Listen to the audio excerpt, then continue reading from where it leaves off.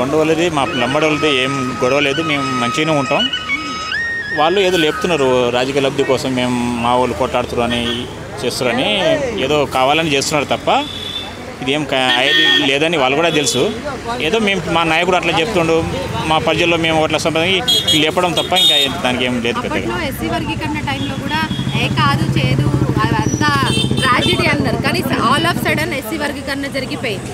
So అట్లా మీ వరకు వస్తే ఏం చేస్తారు? ఇలా అంత లేదు మేడం. ఇప్పుడు వాళ్ళు కూడా మంచిగానే ఉన్నారు, వాళ్ళకి 3% వాళ్ళు ఉన్నారు, 7% మేము ఉన్నాం కాబట్టి వాళ్ళకి సమానంగా వస్తుంది, మాకు కూడా సమానంగా వస్తుంది.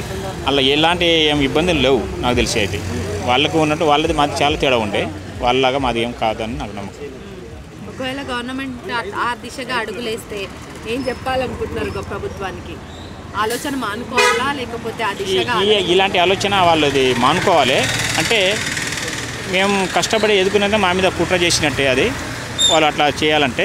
కాబట్టి ఆ కుట్ర చేస్తే ఆ కుట్ర మీద వాళ్ళ మీదనే పడుతుంది. మీ కష్టం కాంగ్రెస్ ప్రభుత్వం అధికారంలోకి రావడానికి ఎంత ఉంది?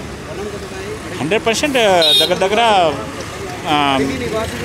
30% ఇప్పుడు జనమే ఉన్నారు, మా వాళ్ళే ఉన్నారు స్టేట్లో. 35% మేమే ఉన్నాం. పడగొడతాం గవర్నమెంట్ ఎట్లయినా, అంత ఉంది. కాబట్టి అట్లా ఏం ఆలోచన చేయరు, వాళ్ళు కూడా ఏం లేదు. కానీ అందులో ఎవరో ఒకరు పెట్టగానే అందరూ లేవడం చేస్తున్నారు తప్ప అందరు చేసేది ఏం కాదు.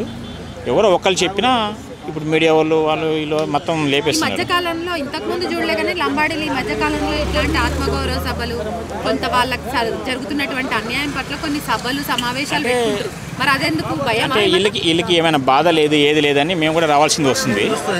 మరి వాళ్ళు లేపిన తర్వాత మేము రాకపోతే వాళ్ళకి ఎలాంటి బాధ లేనప్పుడు వాళ్ళు వస్తలేరు ఇది చేస్తలేరు అనుకుంటారని మేము కూడా రావాల్సింది వస్తుంది.